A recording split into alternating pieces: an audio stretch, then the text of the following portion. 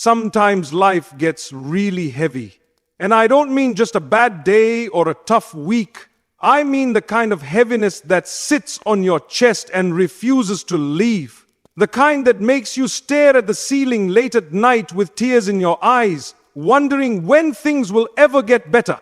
Maybe you've lost someone you loved deeply. Maybe your heart's been broken in ways no one else understands. Maybe you're stuck in a job that drains your soul. Or maybe you're dealing with illness, betrayal, loneliness, the kind of pain that no one can see, but it's consuming you inside. And even in that pain, you keep praying, you keep asking, you keep begging Allah in sujood, Ya Allah, please make it stop. But the storm doesn't stop. The pain doesn't go away. And a part of you starts wondering, is Allah listening? My dear brother, my dear sister, have you ever cried in your sajda, thinking, Yalla Allah, I'm at my breaking point? Have you ever looked up at the sky and said, why me? Why this? Have you ever reached a point where you felt like you were being tested more than you could bear? If yes, you're not alone. The Ummah carries so much silent pain. So many hearts are bleeding behind smiling faces. And sadly, we don't talk about it enough. We don't talk about the internal battle, the spiritual exhaustion, the emotional loneliness that so many believers are quietly fighting. But I want you to know something very important today. And please, let these words settle deep in your heart. Positivity in Islam doesn't mean pretending the pain isn't real. It doesn't mean plastering on a smile while you're breaking inside. It doesn't mean suppressing your tears or hiding your fears. True positivity is about knowing that even in the middle of your pain, Allah is with you. That even when the world feels empty, your Rabb has never left you. That even when the answers haven't come yet, His wisdom is at work. Allah says in the Quran, Allah does not burden a soul beyond what it can bear. This is not just a verse to recite. It's a promise, a divine assurance. If you're going through something difficult right now, it's not because you're weak. It's not because Allah wants to punish you. It's because He knows you can carry it with His help, with His guidance. But that doesn't mean it's easy, I know. Sometimes you make dua and it feels like nothing's changing. Sometimes you feel like the more you try to get closer to Allah, the more things fall apart. And shaitan whispers, see, your prayers don't matter. But don't believe that voice. Don't let the pain lie to you. Because the truth is, sometimes the delay is part of the mercy. Sometimes the unanswered dua is the beginning of something greater. Sometimes Allah withholds to protect you or to prepare you or to elevate you. And sometimes the pain itself is the answer. The trial is not punishment, it's purification. You see, in this world, we weren't promised a life without tests. The prophets themselves, the most beloved people to Allah, they were tested more than anyone. They cried, they struggled, they felt sorrow. But what kept them going? Tawakkul, sabr, unshakable faith that no matter how dark it gets, Allah's light will come. So if your heart feels heavy today, if your duas feel unanswered, if you're questioning your worth or your strength or your future, please remember this. You are not broken. You are being rebuilt. You are not abandoned. You are being prepared. And you are not alone. Your Rabb is closer to you than your jugular vein. Stay patient. Stay soft. Keep turning to Him. Keep whispering in the night. Even if your voice trembles, keep walking even if it's slow, because something beautiful is coming, inshallah. And one day you'll look back at this hardship and you'll realize it wasn't a detour. It was the path. May Allah grant you strength, light, and a heart that always trusts in His plan. Ameen. There is a story in our deen, so powerful, so humbling, so full of mercy that every heart going through hardship needs to hear it. It's the story of one of the greatest examples of sabr, Prophet Ayub. Ayub was not just tested, he was shaken. He didn't just lose a job or a friend, he lost everything. His wealth disappeared. His health deteriorated until he couldn't even move without pain. His body was covered in sores, his flesh wasting away, and one by one his children passed away. Most people abandoned him, even his community distanced themselves out of fear. But one person stayed, his wife, and subhanallah, how she cared for him, loved him, remained loyal to him, even when he had nothing. That's a lesson in itself. But the real beauty of this story isn't just in how much he lost. It's in how he responded to the loss. Not once did Prophet Ayub complain. Not once did he say, "Why me?" He never lost his trust in Allah. He never lost his gratitude.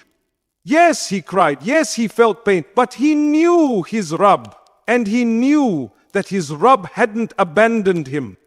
Years passed. Not days. Not weeks. Years. And then, after enduring every kind of hardship, he made a simple, gentle, and deeply powerful dua. Indeed, adversity has touched me, and you are the most merciful of those who show mercy. Look at the beauty in his words. He didn't even ask for healing directly. He didn't say, "Ya Allah, remove this from me." He just stated the truth. "I'm in pain." And he paired it with hope. You are the most merciful. That's the essence of positivity in Islam. Not ignoring the pain, but believing that Allah's mercy is always greater than the pain. And how did Allah respond?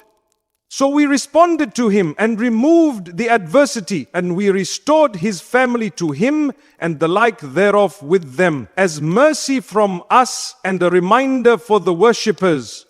Not only did Allah heal him, He restored everything he lost. And not just restored, Allah doubled it. His wealth returned. His health returned. His children were given back. Some scholars say either through resurrection or through new children. Either way, he was gifted in abundance. This story is not just about patience. It's about how Allah responds to that patience.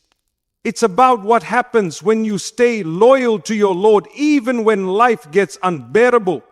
You see, most people love Allah when things are going well. But the real test and the real beauty is loving Him when everything's falling apart. And Ayub showed us how that love looks. He didn't fake a smile. He didn't pretend he wasn't suffering. But he held on to one thing, his hope in Allah. And that's what we need today. Because maybe you've lost something too. Maybe your body is hurting, or your heart is breaking, or your soul is tired from a test that seems endless. And maybe people around you are saying, it's been years and nothing's changing. But the story of Ayub reminds us, even if the test is long, Allah's response is near. And maybe, just maybe, your dua is the next to be answered. But even if it's not, even if relief doesn't come in the way you expect, the reward for your sabr is being written right now. Every tear, every sleepless night, every moment you bite your tongue and say, all praise be to Allah, it's not going unnoticed. The Prophet said, the most severely tested people are the prophets, then the next best, then the next best. A man will be tested according to the level of his religious commitment. So, if you're being tested hard, it may be a sign that Allah sees something in you that you don't even see in yourself. A level of faith, a capacity to rise, a heart that can handle what others. Tests are not punishments. They are conversations between you and your Lord. And like Ayub, you don't need to scream or shout to be heard. You don't need fancy words. All you need is a sincere heart and the belief that Ar-Rahman is listening. So make that dua, whisper your pain, tell Allah what hurts, and then trust Him. Because the one who healed Ayub, who brought him back from the edge of life, is the same one who's watching over you right now. Subhanallah. May Allah grant us sabr like Ayub, hearts that remain loyal in hardship and relief that brings tears of gratitude. Ameen. One of the most beautiful truths in our faith is this: your pain is not pointless. It may feel like it. It may seem random, unfair, or even cruel. But in the eyes of Allah, your pain has purpose. You see, when hardship hits, it can do one of two things. It can either break you or it can bring you closer to your Creator. And for the believer, every test, every heartbreak, every hardship is a door. A door that opens the heart to something deeper, something higher, something eternal. Sometimes we don't realize how far we've drifted from Allah until a test brings us to our knees. Sometimes it takes a storm to remind us that our boat was heading in the wrong direction. And sometimes the very thing that hurts you, Allah doesn't test us because He wants to watch us suffer. He tests us to purify us, to raise us, to bring out the best version of us, the version that lives with taqwa, humility, and sincere love for Him. The Prophet said, when Allah wants good for someone, He puts them through tests. Now think about that. Tests aren't punishments, they're opportunities. Opportunities to come back to Allah. Opportunities to cry to Him like never before. Opportunities to realize there is no power and no strength except through Him. You might not have chosen your pain, but Allah did, and He chose it for you with full knowledge of your capacity, your strength, and your future.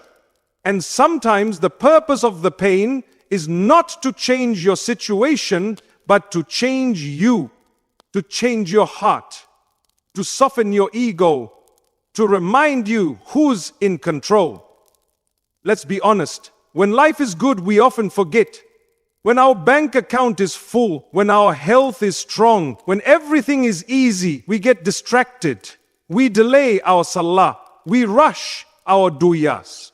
We fill our days with dunya and we lose the sweetness of our connection with Allah. But then something happens, something that shakes us, something that brings tears to our eyes, pain to our chest, and a desperate need to feel close to Him again. And in that moment, the heart turns back. Sujood becomes longer. Du'as become real. And suddenly, Allah is the center again. That, my brother, that, my sister, is purpose. The Prophet once said something beautiful. No fatigue, no disease, no sorrow, no sadness, no hurt, no distress befalls a Muslim, even if it were the prick he receives from a thorn, but that Allah expiates some of his sins for it. Subhanallah, even the tiniest discomfort, a headache, a paper cut, a moment of sadness, it's not wasted. Your pain is cleaning you, it's prepping you, it's elevating you if you respond with patience and faith. And it's not just about reward in the hereafter. Even in this dunya, hardship brings gifts. You might discover strengths you never knew you had. You might become more empathetic, more humble, more sincere. You might inspire someone else just by how you carry your test with grace. And maybe, just maybe, Allah will bring you closer to Him than you've ever been through the very thing you once begged Him to take away. So if you're walking through pain right now, don't rush to escape it. Sit with it, reflect on it, ask Allah what He's trying to teach you. And most importantly, keep your heart open to Him. Say, Allah, I don't understand, but I trust you. Say, Allah, I'm hurting, but I know you are with me. Say, Allah, I'm lost, guide me back to you. And He will, wallahi, He will. Because the one who put this mountain in your path is the same one who can move it with a single word, be. And it is, He is Al-Latif, He is Ar-Rahim, the most merciful. And He is Al-Hakim, the all-wise. So never let your pain be wasted. Turn it into purpose. Let it lead you to your best self. Let it be the reason you find your way back home to Allah. And when you do, you'll look back and say, that pain, it was a gift. That hardship, it was a mercy. That test, it brought me closer to the one who never leaves. May Allah allow our hardships to become the reason for our nearness to Him. And may He replace every pain with peace, every fear with faith, and every loss with something better. Ameen. When life gets difficult, it's easy to fall into a spiral of negativity.